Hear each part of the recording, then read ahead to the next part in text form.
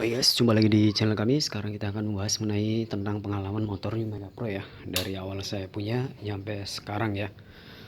Jadi pada untuk pembelian ini awal ini saya beli tahun 2014. Jadi ini udah lemparan dari orang ya. Orang yang punya kemudian saya beli karena dia punya mobil, motor ini nganggur, kondisi ini 90% ya. Bahkan pelek pun tidak ada yang lepas catnya waktu itu, hanya baret sedikit pada sayap tangki ya. Itu di harga 15, saya nego dapat kena 14 ya. Karena waktu itu saya cek kok arm bosnya itu aja agak sedikit oblak, kemudian lampu belakang itu mati ya. Makanya saya nego, kemudian saya perbaiki, saya kencengin bos arm, kemudian lampu belakang juga saya beliin 10.000 masih awet ya, belum ganti lagi tuh.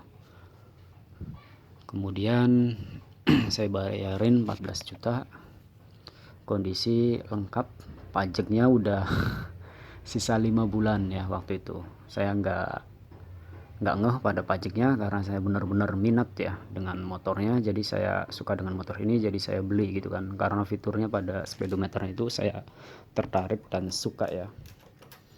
Jadi yang bilang saya suka itu karena sennya itu dia pisah ya. Ini udah saya modif untuk kedip cepat ya. Jadi kalau pada saat kita mencet sen, dia akan di sini nyala juga, jadi nggak bentrok. Kadang kan orang sen kanan beloknya kiri kadang gitu kan, kalau kayak gini kan jadi enak. Kemudian di sini fiturnya itu udah analog digital ya, jadi RPM-nya itu bukan kabel RPM manual tapi udah semi digital ya, digital semua nih ya. Jadi bukan yang manual, kalau yang Thunder kan ini manual semua tuh analognya, kabel-kabelnya harus kalau putus dia mati ya. Kemudian laksonnya ini saya ganti lakson Keong Denso ya. Coba kita pencet, sangat kenceng banget, jadi kayak suara tronton ataupun bus ya untuk klaksonnya. Kemudian tangkinya udah beberapa kali saya tambal ya. Awal rembes itu saya beli 2014, nah jalan 2 tahun udah mulai gejala rembes. 2016 saya tambal, sampai sekarang belum saya ganti tangkinya, saya usahain tambal. Untuk tentang las udah saya coba gagal, kemudian untuk baterai juga gagal, akhirnya nemu lem besi ya. Waktu itu cara lem besi itu masih sedikit di tutorial, kemudian saya membuat lem besi juga dan hasilnya ternyata berhasil. Makanya saya rekomendasikan untuk teman-teman untuk menggunakan lem besi, cuma 15.000 bahkan 20.000 tergantung daerah yang menjualnya. Kemudian untuk komstir ini belum ganti juga ya, masih bawaan. Jadi kalau teman-teman yang masih komstirnya error, oblak atau kencengan, itu bukan kesalahan pada komstir harus ganti, tapi settingannya kurang pas, itu yang saya rasa ya. Waktu itu saya juga udah menyimak, wah ini komstirnya rusak kata temen ya. Setelah saya setting ternyata normal kembali ya. Paling PR-nya yaitu waktu itu seal shocknya udah rembes, sudah saya ganti juga, kemudian rembes lagi karena waktu itu pernah jatuh ke arah kanan sehingga di sini asnya baret. Mungkin teman-teman ada yang masih awet karena belum pernah jatuh kanan atau kiri ya, ataupun belum ngalamin keras parah. Untuk peleknya masih bawaan, hanya ganti pada roda-roda, dan untuk rem-rem depan dan belakang cuma perawatan aja, kampas rem ya. Piringan masih bawaan. Untuk lahernya udah pernah ganti di belakang ya, depan juga udah pernah, karena kerasa kletek-kletek. Itu yang sering teman-teman menanyakan ya, bang suara depan itu kayak ada bunyi tapi di kepala lampu ini nggak ada yang gerak ya. Nah itu saya sarankan cek laher ya, ataupun yang sering terjadi pada di New Mega Pro ini yaitu di sini karet di bagian sini udah tipis sehingga getar ya kalau RPM tinggi. Itu teman-teman tinggal bisa tambahkan lagi karet itu menggunakan karet sendal ya. Untuk tangki sudah saya bahas, untuk lampu masih bawaan ya, masih awet belum ganti. Kalau untuk belakang udah saya ganti lampu bohlamnya. Kemudian untuk perawatan selanjutnya pada rantai ini saya menggunakan selalu bawaan ya, bawaannya si ahasnya ya. Jadi kena 250 untuk rantai ori standarnya, tapi untuk yang agak mirip kemudian bukan bawaannya itu kisaran 200, jadi selisih 50. Kalau untuk bicara tentang rantai saya sarankan untuk beli yang originalnya, jangan yang KW-KW, kecuali untuk pada bagian luar kayak semacam klakson gitu ya. ataupun kampas. Untuk bicara tentang kampas juga ada ya. Untuk yang orinya itu yang bawaan dari si Mega Pro atau dari si Hondanya ya, warna hitam, itu harganya 50 ribuan. Itu awet banget bertahun-tahun. Kemudian kalau saya udah ngalamin pakai yang pink sama yang gold mask ya, kampas rem itu ngepos. Nah yang ini kalau nggak salah ini saya ganti yang gold mask karena spare part yang hitamnya kosong ya, habis. Kalau yang belakang udah saya ganti, tadinya pink saya ganti hitam. Jadi kadang si piringannya yang kalah ya. Kalau yang warna gold ataupun pink itu harganya rata-rata 20 dan 25. 45 ribu itu udah plus sama pasang ya kalau untuk di bengkel-bengkel umum ya, untuk kampas yang seri biasa. Jadi kalau yang KW itu di setengah harga pada originalnya. Nah untuk tentang pembahasan kampas udah jelas. Selanjutnya kita untuk pembahasan tentang area permesinan, yaitu karburator. Karburator ini masih bawaan ya, filter paling kita rutin diganti antara setahun sekali ya. Kalau lebih bagus lagi ya antara 6 bulan. Kalau 6 bulan terlalu masih bagus ya jangan. Makanya saya buatkan tutorial yaitu cara mengecek filter udara supaya teman-teman lebih paham. Walaupun bukan anak motor, misalkan ngecek itu udah bagus, oh kondisinya saya bagus bang, ya udah jangan ganti gitu kan. Oh udah kotor banget nih, ya udah tinggal nyari di online ataupun bengkel terdekat toko aksesoris motor ya, seperti itu. Kalau misalkan nggak ada juga, tinggal dicuci menggunakan pertalite atau bensin menggunakan koas. Nanti keringkan menggunakan kipas ataupun sinar matahari ya. Itu perawatan untuk karburator biar awet, tidak merebet, RPM tetap mengisi. Kemudian kalau misalkan mengalami banjir, teman-teman di sini ada baut putar ke arah kiri ya. Fungsinya adalah untuk membuang kotoran ataupun air yang masuk kepada mangkok sini. Jadi kalau air ini akan ngumpul di area sini ya, mangkok bawah ini, seperti itu. Itu untuk tentang karbu. Selanjutnya untuk tentang dinamo. Banyak yang mengalami teman-teman atau pemula yang udah baru meminang ataupun udah pengalaman tapi belum memahami tentang starter, karena starter itu biasanya errornya atau rusaknya itu lama bertahun-tahun ya. Untuk starter ini dari 2014 lah tangan kedua saya, ataupun 2012 mungkin ya, anggap aja 10% pemakaian. Saya ganti ini antara 2019-2020 lah dinamo ya. Dan kalau dinamo rusak itu bisa diganti arang brasnya teman-teman. Kalau untuk pernya harganya 30 per dalam arang bras, kemudian brasnya itu kisaran 20 ribuan. Jadi komponen di dalam itu satu per itu antara satu atau dua dah, saya lupa itu. Perincian buku servisnya udah saya buang ya. Itu dulu saya perbaiki di Ahas, gagal, starter tetap nggak bisa. Makanya saya bawa pulang, udah tes aki, tes gear, ternyata ada hasil. Makanya saya buat tutorial sendiri dan kita ceritakan pengalaman untuk teman-teman di YouTube, seperti itu. Jadi saya sarankan kalau misalnya udah nggak starter, udah nggak ngangkat, cek aki. Setelah cek aki udah oke, ataupun udah di strum ataupun udah ganti baru masih kayak gitu, bisa jadi dari dinamo atau enggak bendik. Bendik itu rumusnya bisa di jumper ya. Nah itu udah jelas. Jadi untuk dinamo udah saya bahas ya, banyak videonya udah saya bahas di tentang playlist New Mega Pro. Kemudian selanjutnya yaitu untuk perawatan mesin. Untuk perawatan mesin saya masih bawaan ya, jadi belum oversize, naik sesi ataupun di main club ya, masih bawaan semua. Paling kendalanya yaitu pada bagian head karet ya. Head karet ini juga bisa untuk teman-teman ditanganin ya, sangat mudah, yaitu untuk membukanya ada dua baut.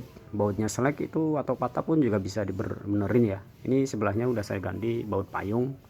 Baut payung itu yang seperti ini, yang sebelah sono. Tonton aja video yang sudah saya upload. Kalau yang depannya masih bawaan ya, karena dratnya masih oke.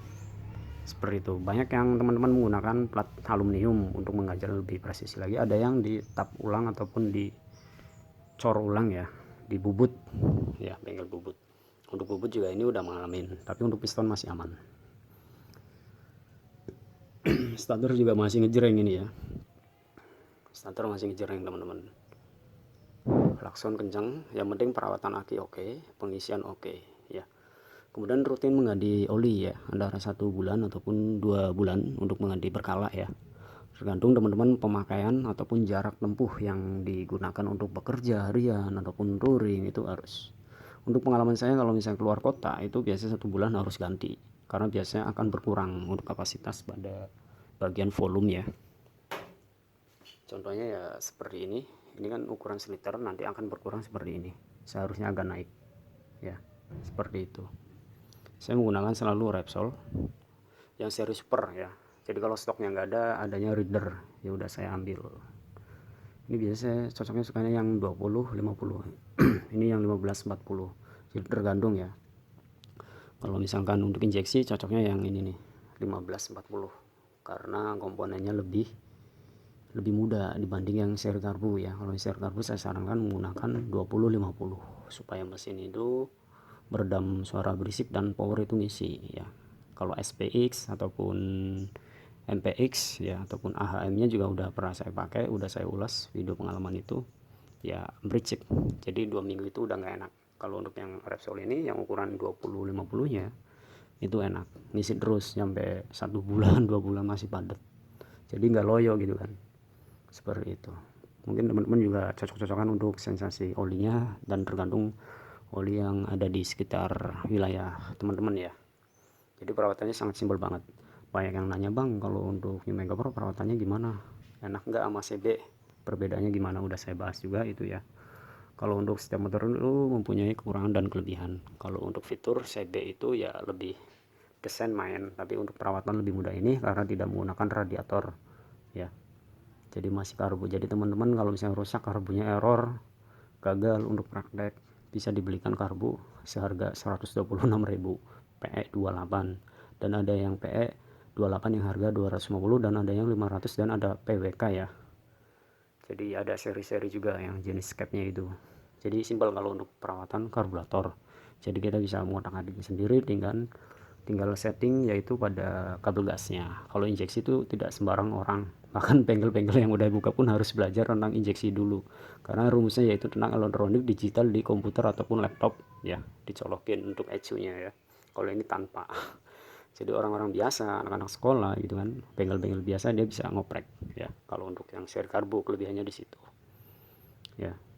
Kemudian untuk knalpotnya juga dia ngebas untuk bawaan dan mudah banget untuk di custom, yaitu menggunakan knalpot seri 3 Revo ya, ataupun 3 Repece itu bisa ya.